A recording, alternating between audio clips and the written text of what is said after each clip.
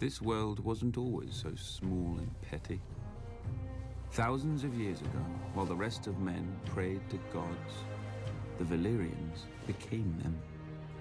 Through magic or sheer will, they mastered the greatest creatures in history. A horse grants man dominion over the land, a ship over the sea. But dragons gave us the sky, and everything and everyone beneath it. At its height, my ancestors ruled the known world. Whatever parts we didn't weren't worth knowing. Our capital of Valyria shamed the magnificent cities of the east, for hammers and chisels were no match for dragon fire and sorcery. It was a city and an empire built to last until the end of time. It didn't. 400 years ago, the doom fell on Valyria. Mountains cracked open like eggs, lakes and rivers boiled, fountains of fire, ash and smoke spewed from the ground, so high and so hot that even dragons burned in flight. The land splintered, and the angry sea rushed in. In hours, the greatest city in history became history. But my ancestors didn't burn or drown with the rest of their race. 12 years before the doom, despite the sneers of his rivals, Aenar Targaryen abandoned the capital with his family. Legends claim that his daughter foresaw the destruction of the city in a dream. More likely, Aenar met with some mishap at court and chose exile over execution. He and House Targaryen slinked away to a dreary, remote, god-forsaken island. Forsaken no longer. With arts now lost to the world, we transformed a tiny outpost into Dragonstone, a fortress fit for the last dragon lords. Then Aenar's descendants settled into it like a tomb for their lost homeland. Until Aegon. When he looked east, he saw the past, old, tired, dead. But when he looked west, he saw the future. Gold in the ground, gold in the fields, and no dragons in the sky but his.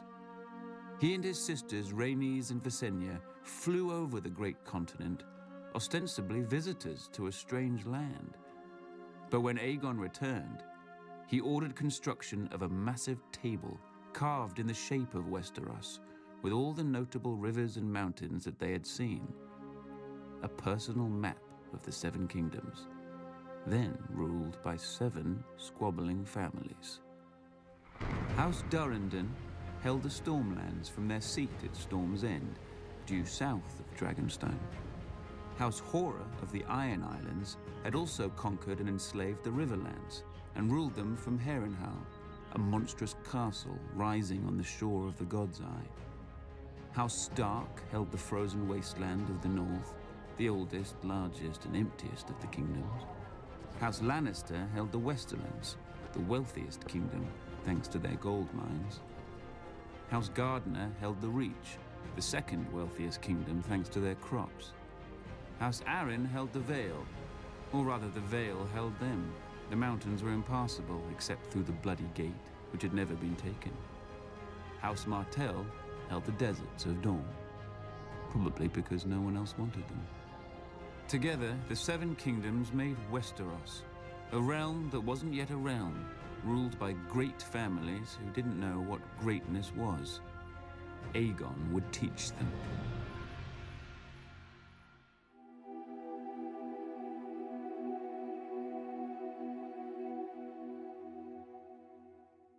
Though House Durrandon titled themselves Storm Kings, they were little more than gusts. Their kingdom in the Stormlands had been doddering to its end for the past few centuries, helped along by other houses, most of all by House Hora, who were nearly finished with a monstrous castle at Harrenhal. Too large and too costly a seat to rule only the Riverlands. King Argilac knew where the Ironborn would soon turn. You'd think a king who wanted to keep his crown would be wary of a man with fire-breathing monsters. But King Argilac Durrandon wasn't called the Arrogant for nothing. Determined to arrest his family's decline, he sent an envoy to Dragonstone to enlist Aegon Targaryen and his dragons against his enemies. In exchange, Argilac offered lands he didn't have and a wife Aegon didn't need. For, as the Valyrians did, Aegon had wed his elder sister, Visenya. Then, as the Valyrians didn't, he took the younger Rhaenys as well. 2 sisters, 2 wives.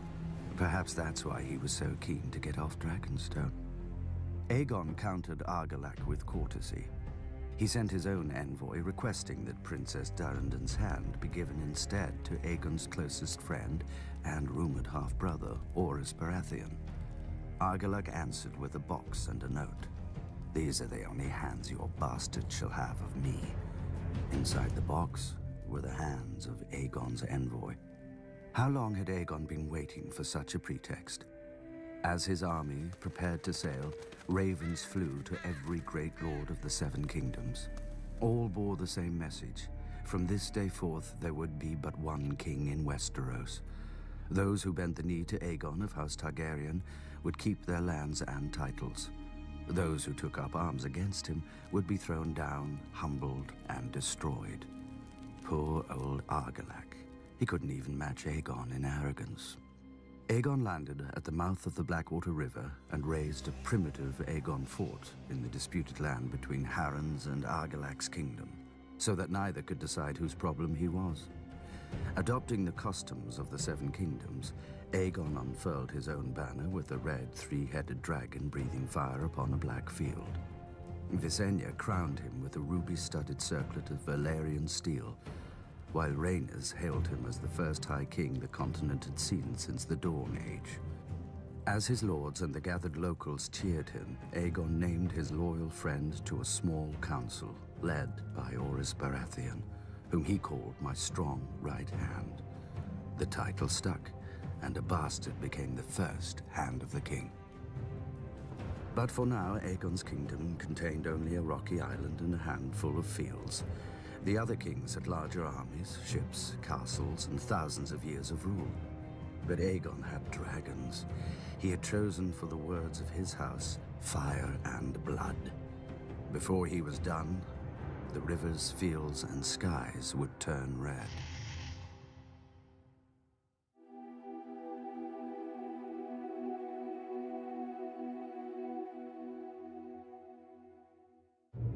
Harren of House Hoare inherited a kingdom that stretched from the Iron Islands to the Triton. Too great a kingdom to rule from a castle as shitty as Pike. For 40 years, his Ironborn plundered the riverlands for stone, timber, and slaves to build a seat worthy of him. Legend has it that masons laid the final stone in Harrenhal on the very day that Aegon landed in Westeros. Could have been a divine omen. Could have been the masons wanted to fuck off before the dragons got there. They weren't the only ones. At Aegon's approach, Harren's river lords revolted, led by House Tully. I doubt Harren noticed. Harrenhal could repel an army of 1,000,000 men. No ladder could summit its walls, and no ram could shatter them. The castle was as impregnable as an old mate's cunt. Harren shut his gates around himself, his sons and his Ironborn, and waited for Aegon's army to drain back into the muck. When Aegon finally saw the monstrous castle, he asked for parley. Harren granted it. Valyria had been the greatest empire the world had ever seen. Harren wanted to piss on its ashes. Yield now, and you may remain as Lord of the Iron Islands. Yield now, and your sons will live to rule after you. You see my army outside your walls. You see my dragons. What is outside my walls is of no concern. Those walls are strong and thick. Dragons fly. But stone doesn't burn. When the sun sets, your line shall end. Harren spat and returned to his castle.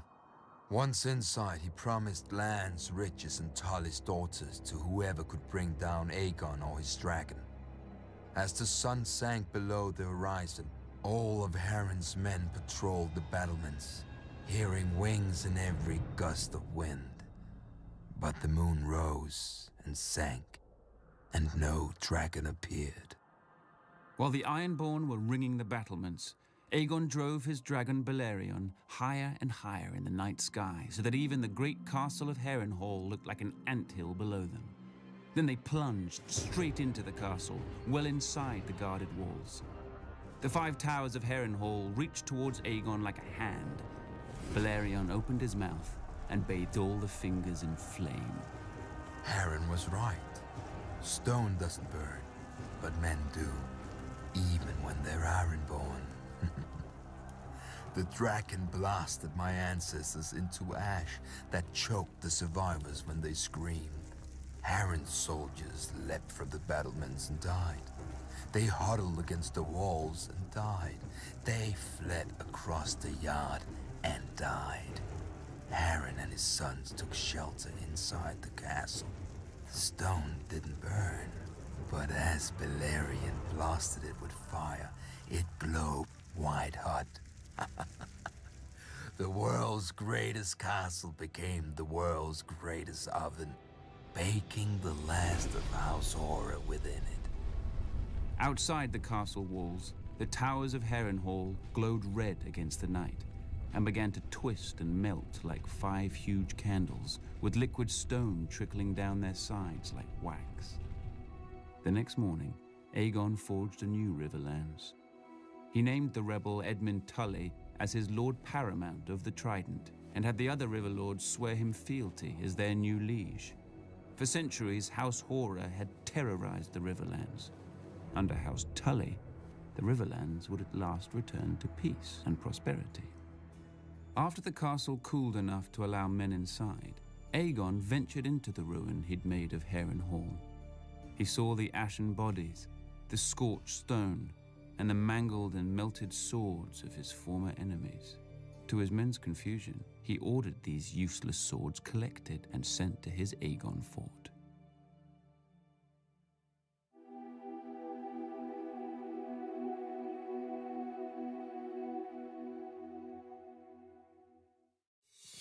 While Aegon marched on Harrenhal after his coronation, Orys Baratheon had taken most of his forces and his queen Rhaenys with her dragon south to deal with the excuse for the invasion. Argilac the Arrogant, king of the Stormlands.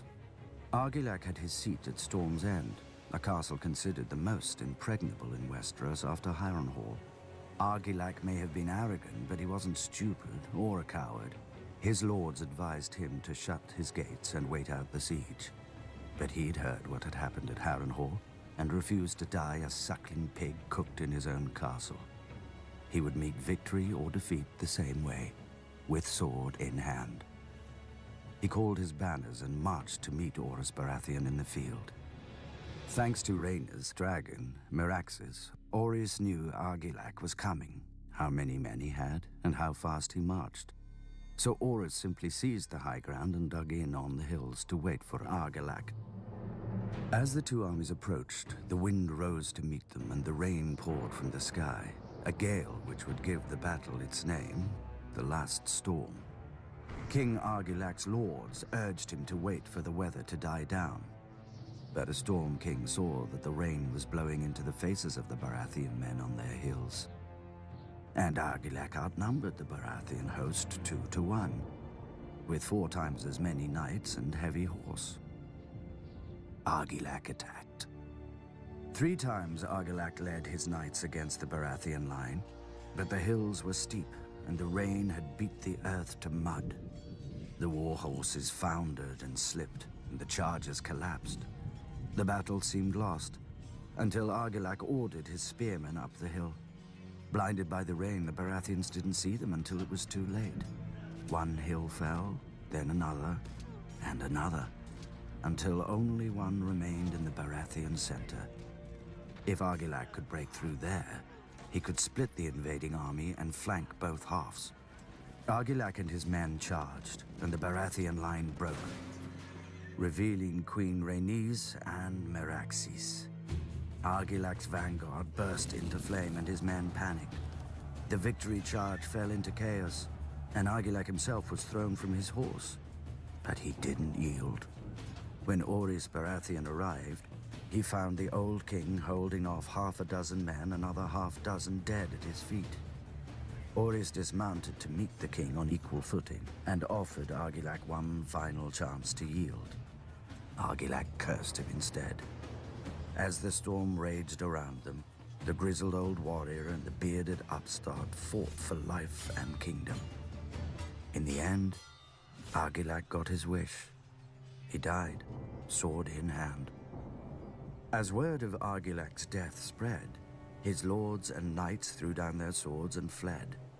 Orys and his vanguard rode to Storm's End to claim Argilac's castle for Aegon, only to find the gates barred and the walls manned. Argilac's daughter had assumed his crown, and the new Storm Queen was as fond of yielding as her father. She declared that Orys would win only bones, blood, and ashes here. But her men were weaker than her, and that night Orys found Argilac's daughter delivered, gagged, chained, and naked to his camp. Argilac had refused to give Orys her hand. Now Orys could have any part of her he wished. But Orys unchained the girl, wrapped his cloak around her, and poured her a glass of wine. He told her he would take the arms, banner, and words of House Durrandon to honor her father's courage in the last storm. Conveniently, Orys had none of his own to discard first. The crowned stag became the sigil of House Baratheon, and Storm's End their seat. Argilac's daughter would even remain in her home, though as a lady instead of a princess. The Stormlands were now Aegon's, and as tribute, Aegon demanded the swords of the men Orys had defeated. For what purpose, Orys didn't know.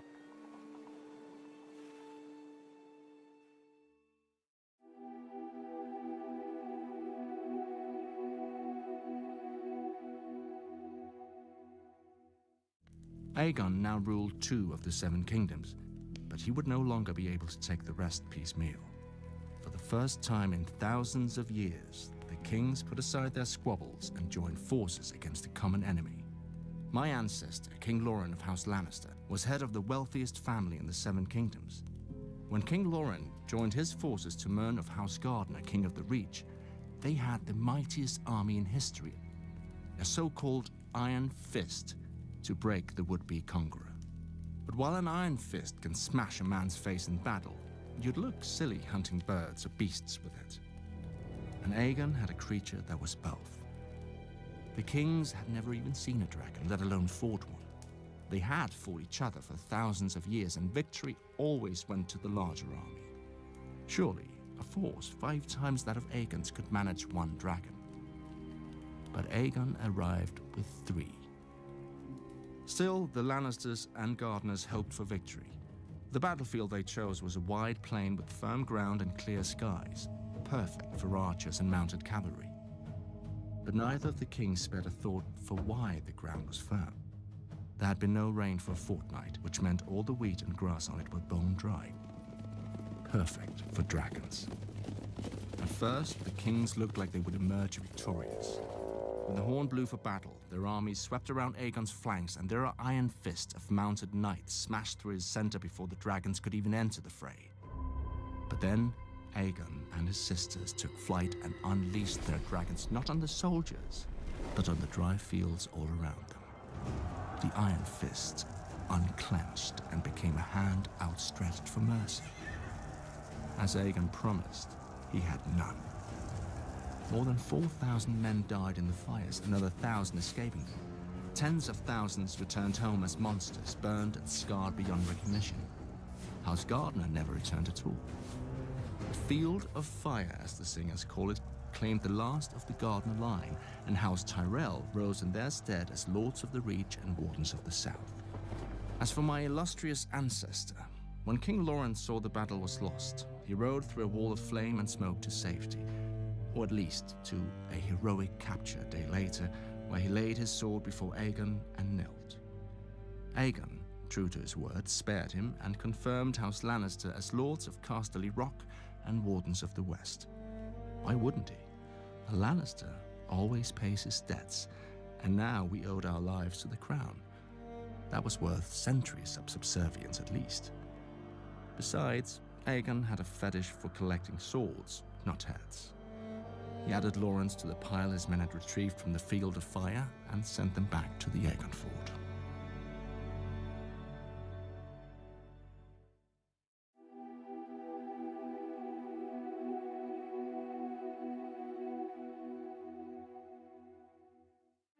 With most of the south in Aegon's hands, the best chance to throw back the Conqueror now lay with the north, if we cared enough to try. Unlike our southern rivals, the Stark Kings of Winter didn't forge the north into one kingdom for glory or gold. There is little of either here, but to survive.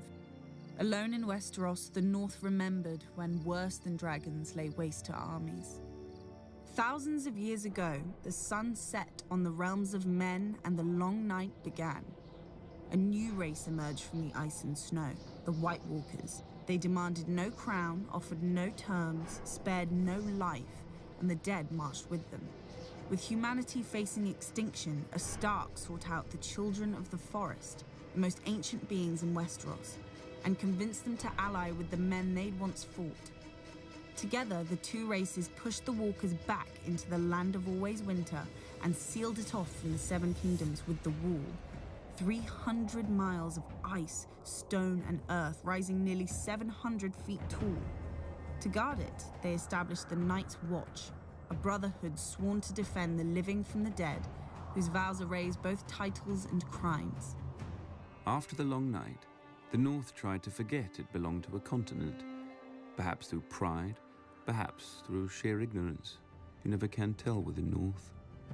But as news of Aegon's dragons spread, Torrhen Stark, the King of Winter, knew he couldn't forget Westeros any longer, and summoned his lords to Winterfell. Many fools shrugged off the threat, while the rest placed wagers on how long the South would take to burn. Torrhen silenced them with a command to assemble their armies and descend from the north in force. As the kings of the Rock and the Reach burned on the Field of Fire, the greatest northern force since the Long Night crossed the neck into the Riverlands. But when King Torrhen arrived at the Trident, he saw, on the opposing riverbank, the combined strength of all Aegon's conquered kingdoms. A force larger than Torrhen's own by half, and with 3 dragons. That night, King Torrhen called a conference of all his lords and advisors. Some wanted to fight and trust northern valor to carry the day and burn on the Trident. The wisest of them wanted to withdraw to Moat Cailin, the fortress which had thrown back every southern invasion, and burn there. One suicidal lord even wanted to ambush Aegon's camp in the dark and kill the dragons as they slept, or at the very least, their riders. It's hard to tell what would have been his fate. Burning, beheading, dismemberment, perhaps all 3. My ancestor listened to their counsel, and in the morning crossed the Trident under a flag of parley. Then King Torrhen of House Stark laid his ancient crown at Aegon's feet and was named Lord of Winterfell and Warden of the North. And the king who knelt. He had no choice, and thanks to him, our soldiers returned to their homes whole and unharmed. The swords that Aegon took from them were not twisted, burnt, or mangled. Yet.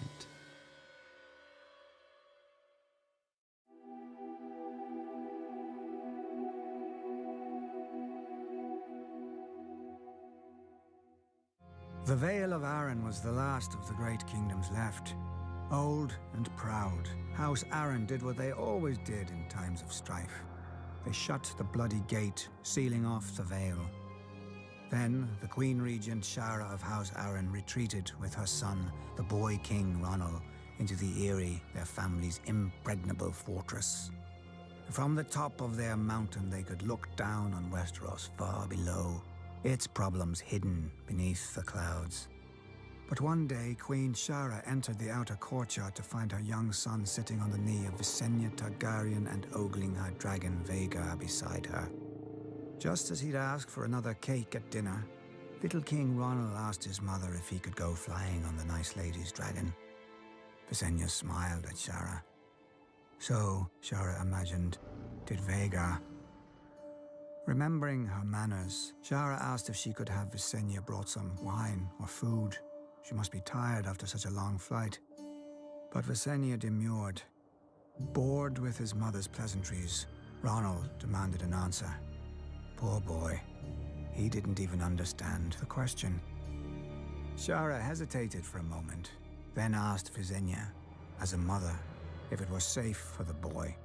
Visenya assured her it was. What choice did Shara have? Whilst her son circled the castle, she collected his little ringlet, her own regent's coronet, and the ancient falcon crown of mountain and vale which the Arryns had worn for thousands of years. Ronald had taken to the sky as a king, but he landed as a lordling. Perhaps he considered his ancient rights a fair trade for a few minutes of flight, as a little boy would. More likely, he didn't even notice the 3 crowns at Visenya's feet, or recognize the swords of his garrison beside them.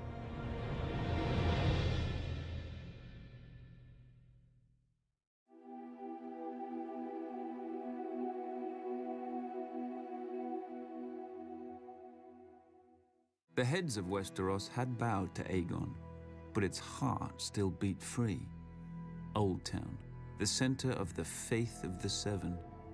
There dwelt the High Septon, the father of the faithful, who commanded the obedience of all Westeros, save the savages of the north and their old gods. When Aegon had landed in Westeros, the High Septon had locked himself in the Starry Sept and fasted for 7 days and 7 nights, one for each of his gods. All he received for his trouble was the divine wisdom that if Old Town took up arms against the dragon, the city would burn, faithful and faithless alike. After the submission of House Stark, Aegon marched towards Old Town, steeling himself for another battle. But he found the gates open, with the High Septon welcoming him. The pious fool even had the arrogance to grant what Aegon had already won, and anointed the last Valyrian as Aegon of House Targaryen, first of his name, King of the Andals and the First Men, Lord of the 7 Kingdoms, and Protector of the Realm. As if titles meant anything to a man before whom time itself now bowed. The Maesters would hence divide all history into before and after conquest. Most expected Aegon to stay and make Old Town his seat. But soon after his coronation, Aegon returned to the mouth of the Blackwater River, where he had first set foot on Westeros. A small town had since sprouted around his primitive fort.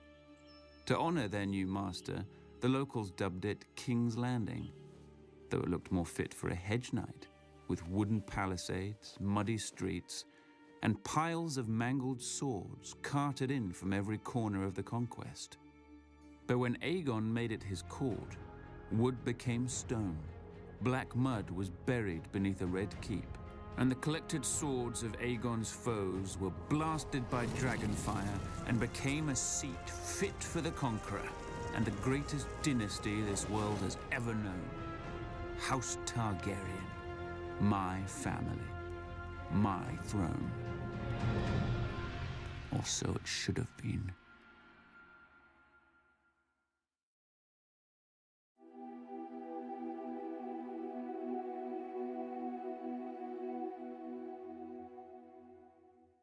But while Aegon titled himself Lord of the 7 Kingdoms, in reality he held only 6.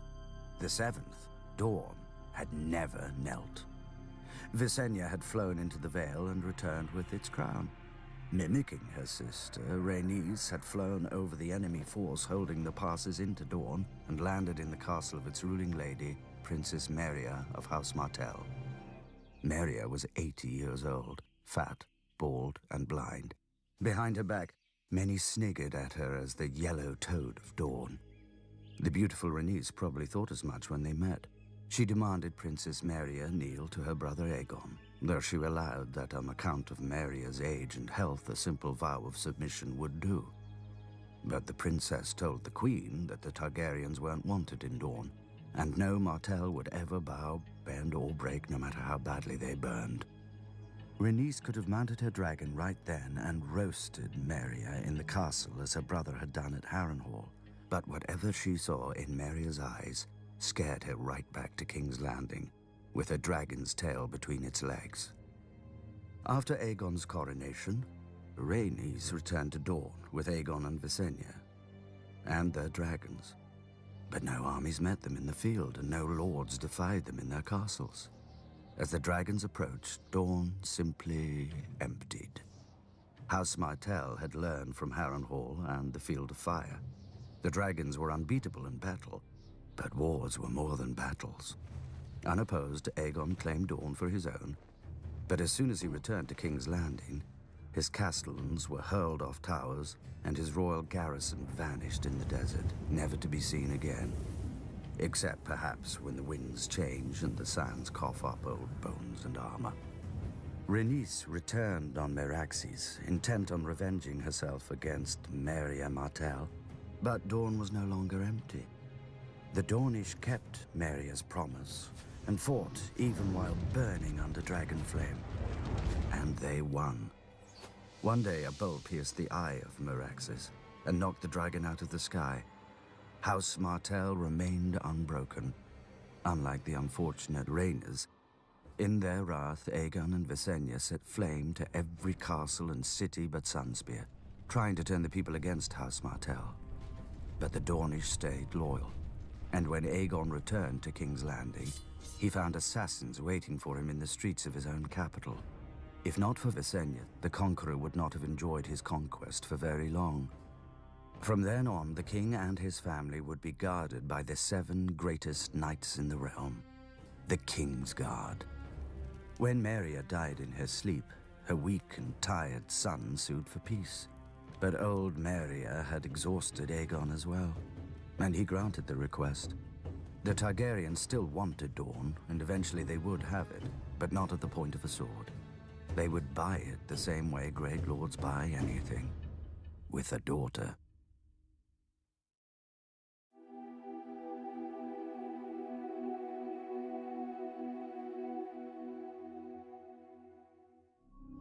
After the conquest, when men looked up, they saw dragons. Nobles learned to keep their eyes down, but the gods weren't used to sharing the heavens. When Aegon died, the High Septon led the Faith and its army in revolt, claiming that the Valyrian tradition of wedding brother to sister was an abomination in the eyes of the Seven, though no one could explain where the divine mother and father had come from. My ancestor Maegor the Wise, or Maegor the Cruel as men slander him, put a bounty on the head of every militant priest, and miraculously, the faith soon returned to the sects. With Dorne in the fold and the faith put in its place, none in Westeros were left to oppose my family, so we started opposing each other. In the Dance of Dragons, a Targaryen princess tried to steal her brother's throne. Thanks to her stupidity, most of our dragons died, though one, thankfully, ate her before it did. But even without our dragons, we were still the blood of old Valyria, which proved just as dangerous. One of my foolish ancestors didn't see what separated his bastards from our family proper and legitimized them all on his deathbed. Adopting the name Blackfire, the bastards proved their nature and tried to seize their father's kingdom. And when they failed, their sons tried. When the sons failed, their grandsons tried, until finally Sir Barristan the Bold, Knight of the King's Guard, slew Meleys the Monstrous in the War of the Ninepenny Kings, ending the last of the Blackfire line. Ultimately, without our dragons and with our blood diluted by commoners, we failed to see the greatest threat growing under our noses. As the saying goes, every time a Targaryen is born, the gods flip a coin. They must have dropped the one for King Aerys, for at first he seemed to have dodged the family madness. But as he grew older, he began to see conspirators everywhere, and where there were none, he worked to create them. As one of his Kingsguard, I saw firsthand that a king who couldn't rule his own mind couldn't rule 7 kingdoms. We endured his reign because we hoped his son Rhaegar would right the realm when he ascended to the throne. But then Rhaegar proved as mad as his father and snatched Lyanna Stark, daughter of the Warden of the North and betrothed to Robert Baratheon, Lord of the Stormlands. When Lyanna's father and eldest brother demanded justice, the Mad King obliged, laughing as he dispensed it. Unsatisfied with only 2 murders, the Mad King then ordered Jon Arryn, Lord of the Vale, to execute his 2 wards, Robert Baratheon and Eddard Stark. Instead, Jon Arryn raised the Vale in revolt, Ned Stark slipped past royalist sentries and raised the north, and Robert won 3 battles in a single day to unite the Stormlands behind him, only to be defeated by a royalist army and forced to flee, leaving his home of Storm's End besieged. The Hand of the King finally cornered Robert in the town of the Stony Sept and sent his soldiers door to door searching for the rebel leader. But the villagers hated the Mad King and loved Robert and kept him 1 step ahead of the soldiers until only one refuge remained. As the soldiers closed in, all the town bells rang out. Hearing of Robert's plight, our father and Jon Arryn had rushed to the Riverlands and enlisted our grandfather Hoster Tully to help them. Together, they routed the Hand's army and rescued Robert. To celebrate and cement the Tully alliance, our father wed our mother Catelyn, and Jon Arryn took our aunt Lysa. Only a fortnight later, both men rushed back into the field, for the dragon had finally woken. While my father's servants were losing my father's kingdoms, my brother Rhaegar had been cooped up with his mistress, whore, whatever else, I'd call her a distraction. But now Rhaegar came to his senses and returned to King's Landing. He persuaded our father to summon his estranged friend, Lord Tywin Lannister, the richest and most powerful lord in the realm. Rhaegar himself would lead the royal army against the usurper, Robert. On the banks of the Trident, my brother fought the man whose wife he'd stolen, and who fought to steal his birthright in return. In the end, Robert wanted it more. His hammer shattered my brother's armor, and its rubies fell into the river like raindrops, vanishing in the current. With Rhaegar's defeat, nothing stood between Robert and King's Landing. Imagine the king's surprise a fortnight later when he saw not stags, but lions outside his gates. His former hand, Tywin Lannister, had come to the capital with a force even Robert couldn't match, claiming to be loyal to the king. Trusting what he wanted to believe, Aerys ordered the gates opened, and the Lannister forces dutifully began to rape, pillage, and murder the king's actual loyal subjects. When Eddard Stark finally arrived at the capital with Robert's army, he found Lannister banners hanging over the sacked city, Targaryen corpses littering its streets, and Sir Jaime Lannister sitting on the Iron Throne. Below him, the Mad King Aerys, whom Sir Jaime had sworn to guard, lay in a pool of his own blood from a sword thrust through his back. Lord Eddard might have thanked Sir Jaime for doing the realm a favor, but honorable as he was, Lord Eddard condemned Sir Jaime as a kingslayer, a name he would never escape. Unlike Lord Eddard, Robert appreciated my contribution to his glorious victory. He pardoned me for my crime and even kept me on his Kingsguard beside Sir Barristan Selmy, who'd been wounded at the Trident fighting for Rhaegar. True, both of us had failed to protect our Targaryen charges, but perhaps that's what Robert liked most about us. When my father presented Robert with the bodies of Rhaegar's wife and 2 children, Ned Stark hiked up his skirts and demanded Robert send their killer to Dorne and me to the Wall. But I saw what Ned couldn't. Robert was ashamed of the bodies, and more ashamed of his relief. He knew that Rhaegar's heirs had to die or his throne would never be safe. But glorious heroes didn't kill children. They simply didn't punish their murderers. No doubt I would have suffered a similar fate. But my father had wisely sent me and my pregnant mother to Dragonstone. When the usurper heroically sent men to kill me and my newborn sister to protect his stolen throne, a loyal knight smuggled us across the narrow sea to Essos. And so the last dragons of Valyria, heirs to the greatest dynasty from the greatest civilization this world has ever known, slept in sewers and foraged for scraps in alleyways, one step ahead of the usurper's knives, and one step behind the whispers of his spy master, Varys. But we won't run forever.